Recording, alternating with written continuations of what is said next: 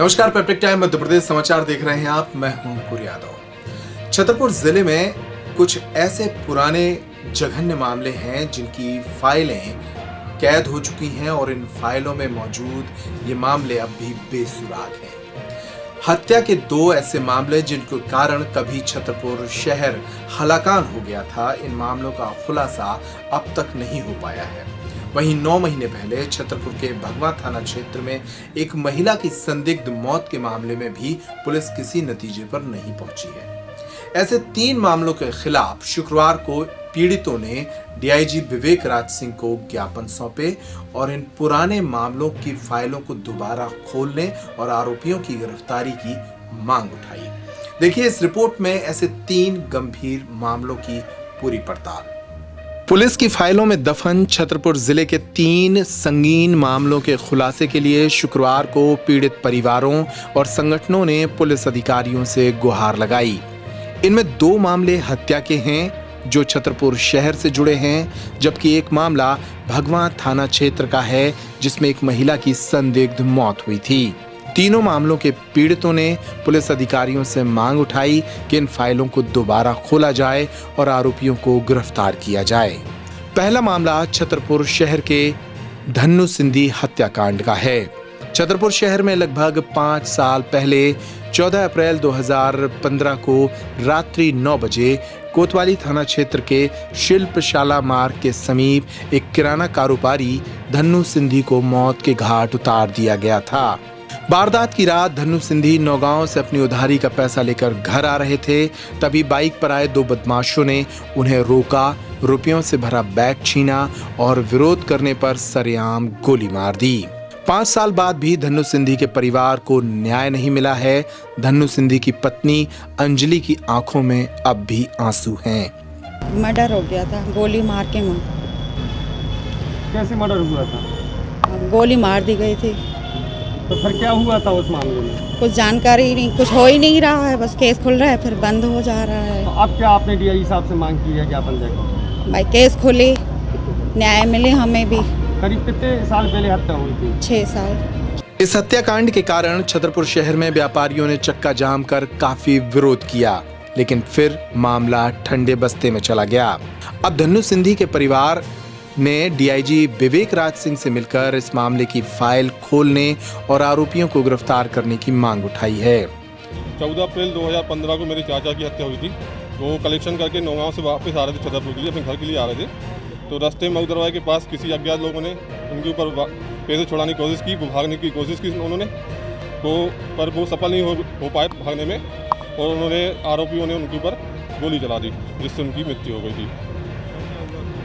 मृत्यु के बाद हम लोगों ने मतलब कि प्रदर्शन भी किया, अधिकारियों को ज्ञापन भी दिया, और केस खुलने ही वाला था कि एकदम से वो केस दबा दिया गया। अब वो कुछ व्यापारियों के कारण दबा कि व्यापारियों ने क्या किया क्या नहीं किया। कोई विवाद था क्या? नहीं, विवाद किसी चाचा का विवाद नहीं था। दूसरा मामला भी छतरपुर शहर से जुड़ा है। वर्ष 2017 में छतरपुर के कोतवाली के समीप रहने वाले एक युवक सुनील सोनी के साथ लूट एवं हत्या की वारदात को अंजाम दिया गया था। सुनील सोनी की लाश सटई थाना क्षेत्र के जंगल में मिली थी। पुलिस इस मामले में भी आज तक किसी नतीजे पर नहीं पहुंची। अब छतरपुर के स्वर्णकार समाज ने इस मामले में ज्ञापन सौंपा है। स्वर्णकार समाज के अध्यक्ष चेतन सोनी ने डीआईजी को ज्ञापन सौंपते हुए इस फाइल को दोबारा खोलने की भी मांग उठाई है।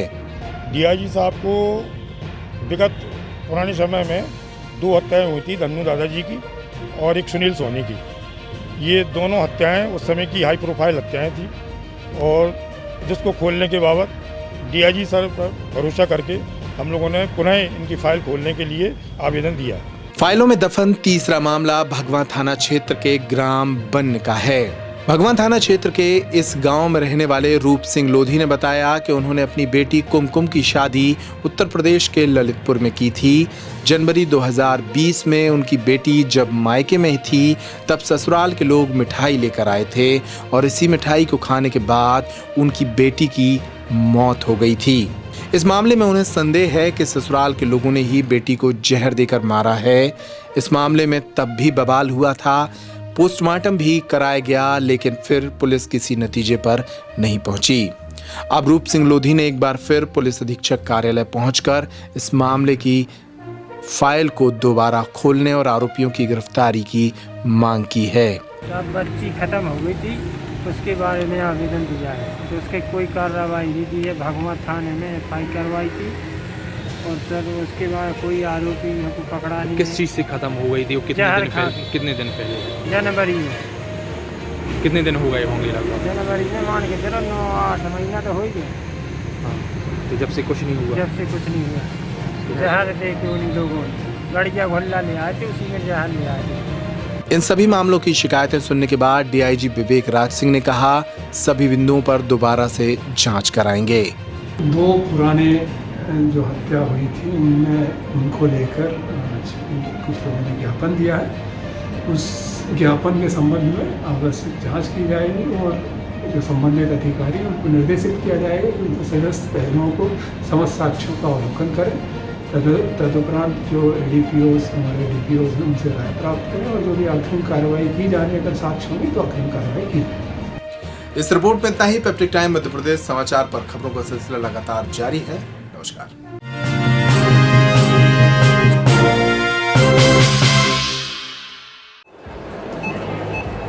चारों तरफ कोविड का शोर है।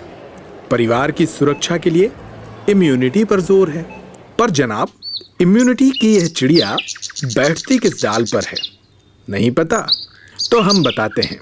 आइए कभी सतना की श्री साईं लोटस सिटी में। यहाँ की हर मुंडेर पर चहकता है आनंद का पंछी। शहर की आपाधापी, धूल और प्रदूषण से दूर हरे भरे आशियानों में बहती है साफ हवा। चौड़ी सड़कों पर आपके साथ चहलकदमी करता है आपका ही स्वस्थ शरीर। तो समझे कुछ? अरे भाई, इम्यूनिटी सुधरती है आपकी आबो हवा से और उसको बेहतर बनाते हैं हम। क्योंकि हम सिर्फ घर नहीं बनाते बल्कि आपकी लाइफस्टाइल बनाते हैं। Shri Sai Lotus city, Leap Pristine, NH75, Panna road, Satna, MP। Contact us 94258 94360, 94258 94370 and log into lotusinfra.net.